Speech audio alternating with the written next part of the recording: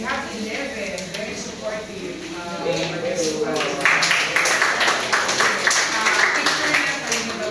Picture na and read.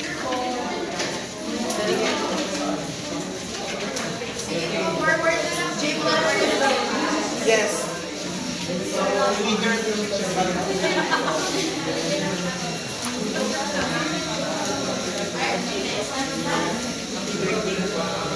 Compress po. Compress po kayo.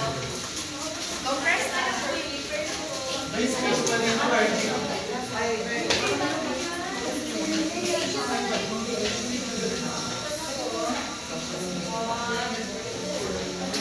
Wait lang po.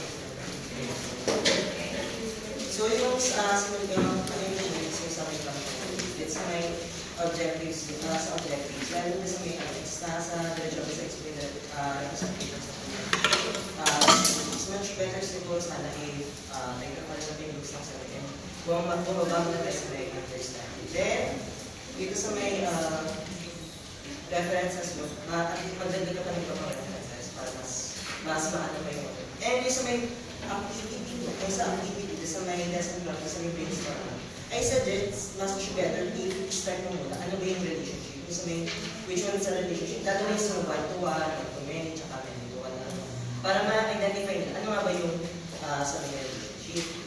Tapos dito, actually dito naman sa may content mo, yung sa may tables, tsaka yung sa graph, yung pinrepresent mo na siya, much better dito nahin mo muna yung tables bago nito yung graph. Since pagdating kasi sa pag-graph, yung una talaga usually yung tables, since doon nakabisi siya yung mga ginagraph natin.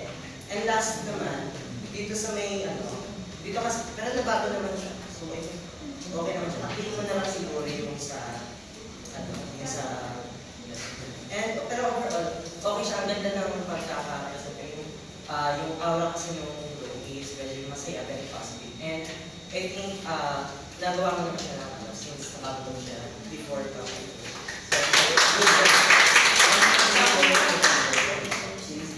So, for me naman, siguro naman tayo sa positive side. Gusto ko na nag-discuss pa using two languages, which is English and Filipino, kasi it's very inclusive.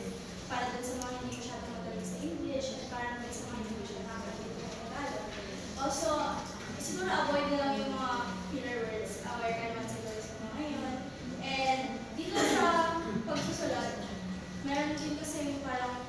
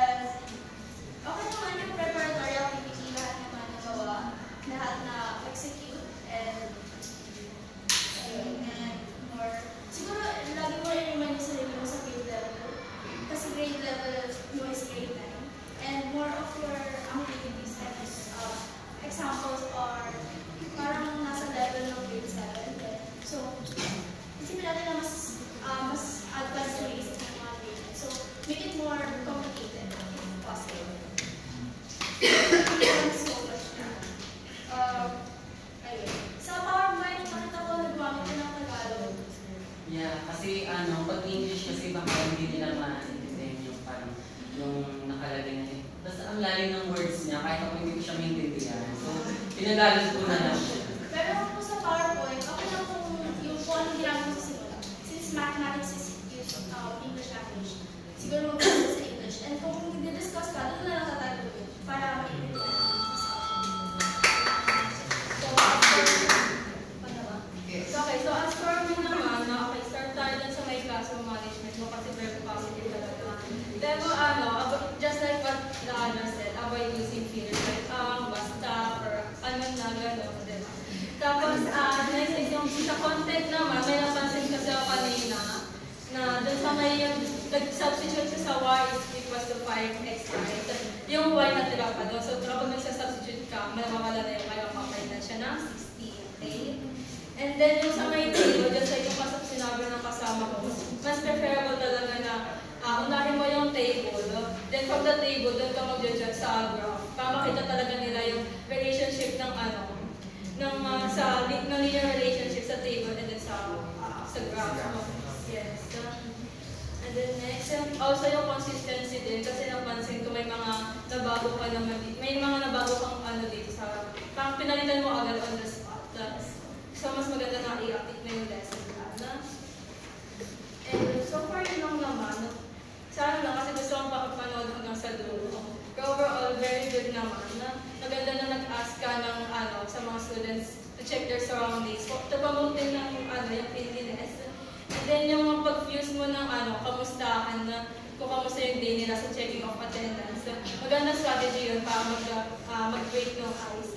Ayun lang. Tapos, maganda kung mas na-review mo pa mas maigi yung content. Kasi nakikita ko kanina pa nag-block out ka, diba? Lalo na pag nag-ask ka ng mga examples sa classroom, dapat ready ka doon. Pero overall, very good. Positive yung atmosphere ng classroom. So, good job. Okay, so maybe we can have a picture with you as well. Ikaw na lang tumayo dito. Sige. Sa sunod na ito, picture. Ay, nasa video. Yan.